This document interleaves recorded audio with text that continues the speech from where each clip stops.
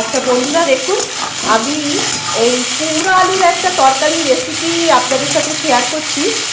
কড়াইয়ের মধ্যে আমি লঙ্কা ফোড়ন দিয়েছিলাম, পাঁচ ফোড়ন আর হিং দিয়েছিলাম, কুমড়ো দিয়েছি ডুমো ডুমো করে, আর আলু দিয়েছি।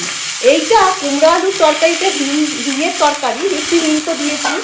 আর দেবো পরিমাণ মতো নুন দেবো, আর দেবো একটু হলুদ, আর মিষ্টিটা কিন্তু পরে দেবো। মিষ্টিটা কিন্তু পরে দেবো। আর তরকারিটা না লুচি দিয়ে পরোটা দিয়ে খেতে ব্যাপক হয়। হ্যাঁ, এটা বেশ গ্যাসটা মিডিয়াম করে ভাজা ভাজা করবো, ভাজা ভাজা হোক, তারপর আপনাদেরকে ফাইনাল আমি দেখানোর মধ্যে শুধু মিষ্টি দেবো, এখন আর কিন্তু কিছু দেবো না। এই দেখুন বন্ধুরা, গ্যাসটা কমিয়ে এই যে ড্রাই করে আমি কুমড়োর তরকারিটা করে দিলাম। এবার কুমড়োর তরকারিটা কী দিয়ে খাবো আজকে নীল উপোসের দিন আমি লুচি পরোটা দিয়েই অবশ্য খাবো। এরকম করে কুমড়োর তরকারি একবার খেয়ে দেখবেন বন্ধুরা, দারুণ হয়। এটা আমার শাশুড়ি মায়ের রেসিপি, আমার শাশুড়ি মা আমাকে এইভাবে শিখিয়েছিলেন।